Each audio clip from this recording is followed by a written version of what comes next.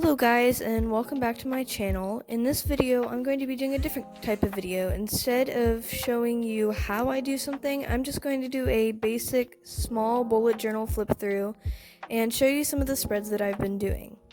All of these spreads are really basic and easy to use for beginners, which I can say because when I started out this February monthly spreads, I was also a beginner, so I didn't really know what a bullet journal was supposed to be. But this February weekly spread I thought turned out really nicely. This is really all I'll be showing you from February because there's not very much. I started my bullet journal kind of midway through the month, but I think that this spread just kind of turned out really aesthetic, and it has just the right amount of room for me. It's for busy people, but not people who don't do anything. It's kind of just the right balance for how much you have in your day.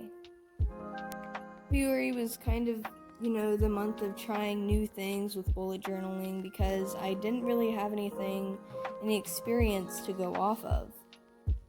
However, I am recording this video in March, so I think that I should at least show you a lot of my March spreads. For March, I decided to do a clock theme, which I thought was a little bit random, but I really like it, and I think it turned out pretty well. There's a lot that you can do with clocks, like having clocks on shelves like I do in this calendar, or you can have your habit tracker as a bunch of clocks that you fill in. I have a lot of spreads, but I'm just going to show you the very basic ones. We're going to start off with this weekly spread, which has a lot of space for busy people and is really simple and super duper easy to do for beginners. Of course, if you're not going to use the clock theme, then you can have literally anything in the top corner, but since I'm doing the clock theme, I have these little red alarm clocks to kind of go with the flow. This was my first weekly spread in March, and I just needed it to be really simple because I didn't have a lot of time to make it. This next spread, on the other hand, doesn't look simple, but it's not that hard to make. This is one of the ones where you can cut out a page and then have a little bit more texture and dimension to your spread.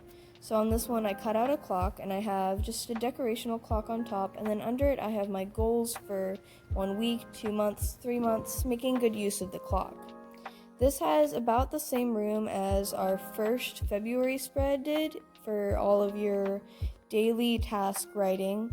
It also has some space on the side for things like events that are happening that week and a writing to-do list that you can move things off of into your daily logs.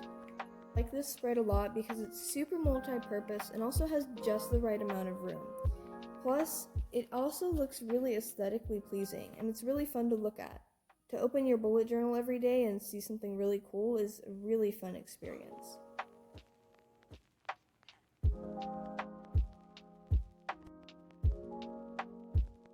Our next spread is relatively new, so I haven't really written anything in it, but it's also one of the cutout spreads. This time it's an alarm clock and it's cut out on both sides, although on one side I did have to tape it down because it kept coming off. Instead of having a traditional 7-day spread, we put Wednesday under the clock because there wasn't really enough room. It makes good use of your space and it gives you more room to write down tasks if you're a busy person. The only thing this spread requires is patience and time to cut out every little scrap. It doesn't have to look perfect, and you can alter it in whatever way you want so that it's perfect for your style and your bullet journal. I like this one a lot, and I'm really looking forward to being able to use it. Each of my spreads, if you haven't noticed, start off with the traditional Sunday-Monday week, but if you want to alter that in any way, then it's totally up to you. I know that some people prefer to start their week on Monday just because it's easier that way.